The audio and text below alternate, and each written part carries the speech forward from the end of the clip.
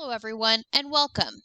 My name is Mrs. Younker and today we're going to talk about copyright rules. What is copyright? Well, copyright is the legal right given from a creator to allow others to print, publish, film, or recreate their original material. In other words, it's giving someone permission to use something that you created. Consider this. You drew a picture. It's a beautiful picture. There's a field with flowers and a big tree in the corner. You are so proud of this picture and you can't wait to show the class at show and tell. You turn around for a second to grab a pencil to sign your name and someone takes it. This other student then shows your picture at show and tell and tells everyone they drew it. Now nobody believes you drew it and you don't get the credit.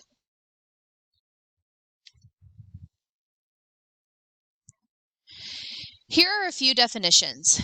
Some of these will be repeated, but I wanted you to see all of the important definitions on one page so you can take note if you wanted to. First, we have copyright, which we already discussed on the last slide.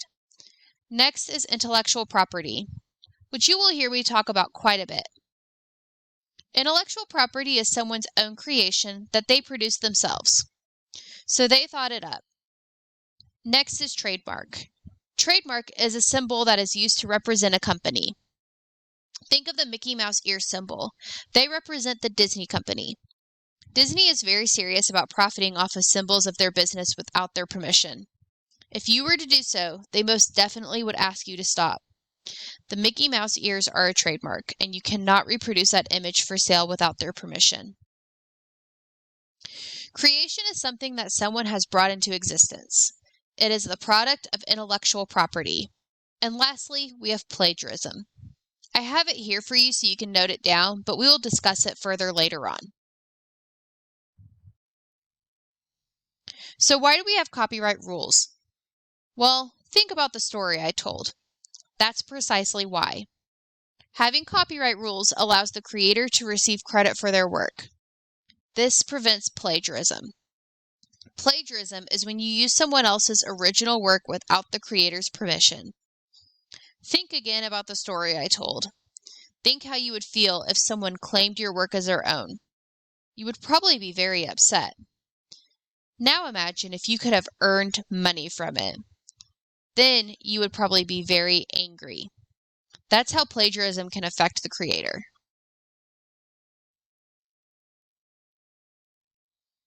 What happens if you ignore copyright? So if you break copyright laws, there are a few things that might happen. If someone were to find out and pursue compensation, they may simply send you a cease and desist. That would be the least they could do. A cease and desist just means that they will ask you to stop using and distributing the material. You can also be fined at minimum $200 and at maximum $150,000.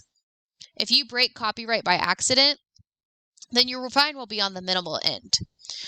Willful infringement, which means that you did it on purpose, will incur a penalty above $30,000. You could also face prison time for up to 5 years, but that would be for a serious and willful copyright infringement. The Copyright Act of 1976 is the law that protects intellectual property from being used by others without permission. We will discuss that further later on. Let's look at what exactly constitutes copyright infringement. Listed below are a few examples of copyright infringement. Recording a film in a movie theater. This is also known as piracy. I'm sure you've seen warnings at the beginning of films that warn against pirating a film. This is illegal. Posting a video that features copyrighted words or songs, or just posting the song. I'm sure you've seen some warnings that social media have started posting to help prevent people that are unaware of the laws from getting in trouble for posting videos featuring music. It always says, "I do not own the rights to this music." This disclaimer saves people from breaking the law. Downloading music or movies without paying is also illegal. Many young people may not realize, but many sharing sites are breaking the law. And selling merchandise with copyrighted words or trademarks. This is considered another form of stealing.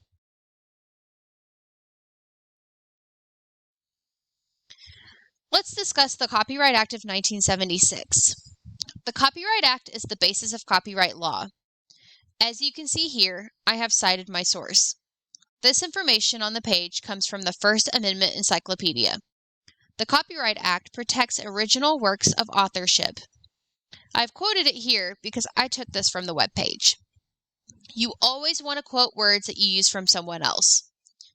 When we say it protects original works of authorship, that means it protects works that someone created themselves, making it their intellectual property.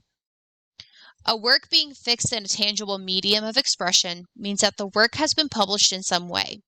That could be a recording, a written work in a book or online, or any other public representation. Fair use is built into this act. We will get more into fair use in the next slide, but it's good to know where these laws originate. Fair use is properly referenced copyright materials for the purpose of teaching, reporting, criticism, and research. So this means that intellectual materials can be used by teachers and media professionals, as long as certain criteria are met. These criteria listed here, as you can see, I have cited my source.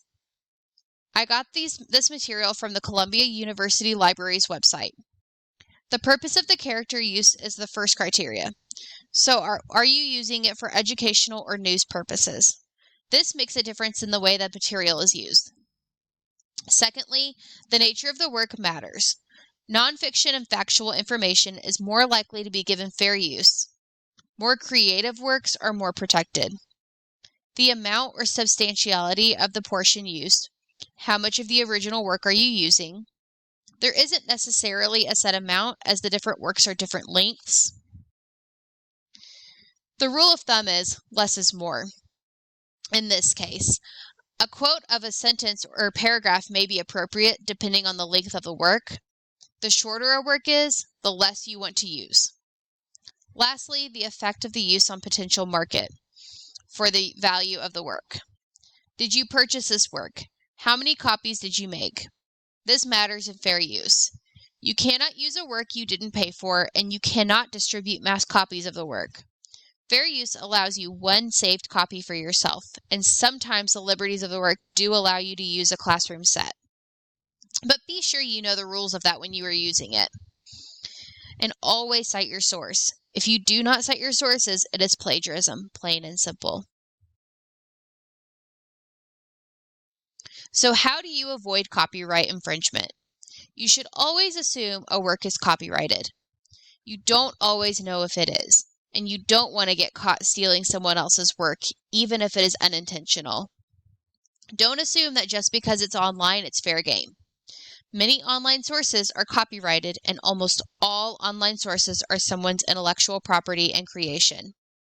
You should always ask permission to use someone's work. If you want to print a copy of an art piece for a display, you must ask permission to recreate it. Make sure you know your copyright laws.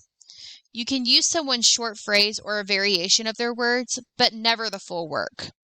A work must also be original, creative, and there must be a record of it to be considered copyrighted. And again, always cite your sources. I know it was on the last slide, but I can never say it enough times. You always want to give credit to a creator for their work. Make sure to always cite your sources and create a reference page. Speaking of reference pages, here's mine. I have done my references in APA 7th format. There are many citation formats such as APA, MLA, and Chicago. As you can see, I have used information from the Columbia University Library's Copyright Quick Reference Guide, the First Amendment Encyclopedia, LegalZoom, American Libraries Association, Instructional Technology and Media for Learning, Stanford Copyright and Fair Use Center, and the Basics of Copyright Law by Fenwick & West LLP to create this presentation. Thank you so much for joining me today, and I hope that you learned some valuable information about copyright rules. If you have any questions, you can always find me in the library. Remember, use quotes, cite your sources, and make sure that you're familiar with all copyright rules before you publish a work.